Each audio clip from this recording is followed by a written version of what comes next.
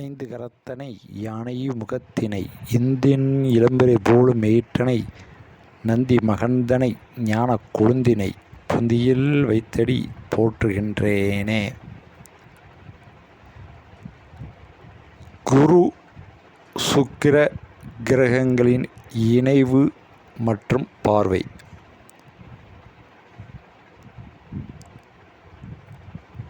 இப்போ பார்த்தீங்கன்னா ஒரு ஜாதகத்தில்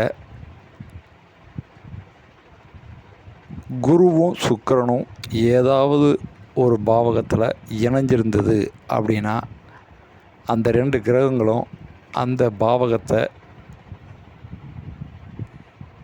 கெடுத்துரும் அப்படின்றது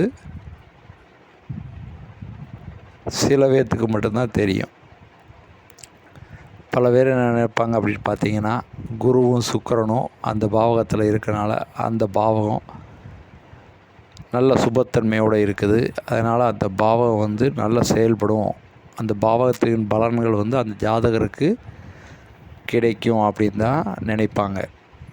உண்மையிலே பார்த்தோம்னா அந்த குருவும் சுக்கிரனும் ஒருவருக்கு ஒருவர் எதிரி. ஒருவரின் காரகத்துவங்களை இன்னொருத்தர் செயல்படுத்த விட மாட்டார். அந்த அமைப்பில் குருவும் சுக்கிரனும் ஒரே பாவகத்தில் இருக்கும்போது அந்த ரெண்டு பேரும் ஒருத்தருக்கு ஒருத்தர் போட்டி போடும் தன்மையில் அந்த பாவக பலன்களை நடைபெற விடாமல் தடுப்பாங்க.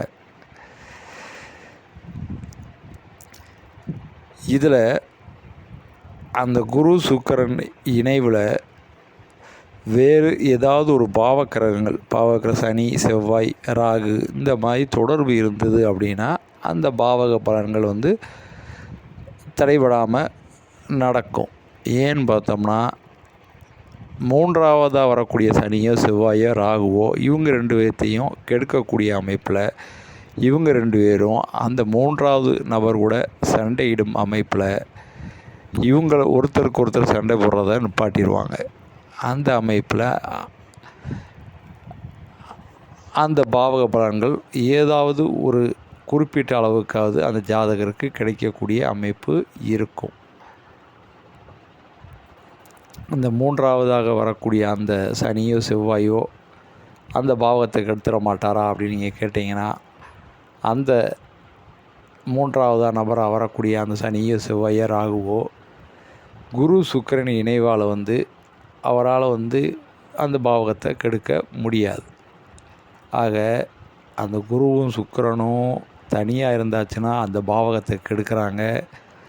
அதே நேரத்தில் அங்கே மூணாவதாக ஒரு பாவக்கிரகம் சனியோ செவ்வாயோ ராகுவோ வந்துருச்சு அப்படின்னா அவங்க அந்த பாவகத்தை கெடுக்க முடியாத அமைப்பில் இருக்காங்க அப்படின்றத நம்ம தெரிஞ்சுக்கலாம். இதில் இன்னொன்று பார்த்திங்கன்னா, இந்த குருவும் சுக்கிரனும் தங்களது 7ஆம் பார்வையால் ஒரு பாவகத்தை பார்ப்பாங்க. அந்த அமைப்பில் அந்த 7ஆம் பாவகமும் கெடும். அங்கே 7ஆம் பாவகத்துக்கு சனியோ செவ்வாயோ ராகுவோ தொடர்பு இல்லாத பட்சத்தில் கண்டிப்பாக அந்த 7ஆம் பாவக பலன்களும் கெடத்தான் செய்யும். ஒருவேளை அங்கே அந்த 7ஆம் பாவகத்துக்கு சனியோ செவ்வாயோ ராகுவோ தொடர்பு இருந்ததுன்னா அந்த 7ஆம் பாவக பலன்கள் கிடைக்கக்கூடிய அமைப்பு அந்த ஜாதகருக்கு கிடைக்கும். ஆக குருவும் சுக்கிரனும் தனிச்சு இருந்ததுன்னா அந்த பாவகம் கெடும். அந்த குருவும் சுக்கிரனும் இருக்கும்போது அந்த இணைவில் அல்லது அந்த பார்வையில் சனியோ செவ்வாயோ ராகுவோ இருந்ததுன்னா அந்த பாவக பலன்கள் ஒரு ஜாதகருக்கு கிடைக்கக்கூடிய அமைப்பு ஏற்படும். இதில் பார்த்தீங்கன்னா, குருவும் சுக்கிரனும் தனித்து இணைஞ்சிருக்கும்போது காரகம் பார்த்தோம்னா எந்த கிரகம் பின்னாடி வருதோ அந்த கிரகத்தின் காரகங்கள் பாதிக்கப்படும். இப்போ குரு முன்னாடி போது சுக்கிரன் பின்னாடி வருது அப்படின்னா குரு 30 டிகிரி சுக்கிரன் 25 டிகிரி அப்படின்னா சுக்கிரன் பாதிக்கப்படும். சுக்கிர தசை வரும்போது சுக்கிரனுடைய காரகத்துவங்கள் பாதிக்கப்படும். ஒருவேளை குரு 25 டிகிரி சுக்கிரன் 30 டிகிரியில் இருக்குது அப்படின்னா குருவின் காரகத்துவங்கள் பாதிக்கப்படும். குரு தசை வரும்போது குருவின் காரகத்துவங்கள் பாதிக்கப்படும். மீண்டும் மற்றும் ஒரு வீடியோவில் சந்திப்போம். நன்றி, வணக்கம்.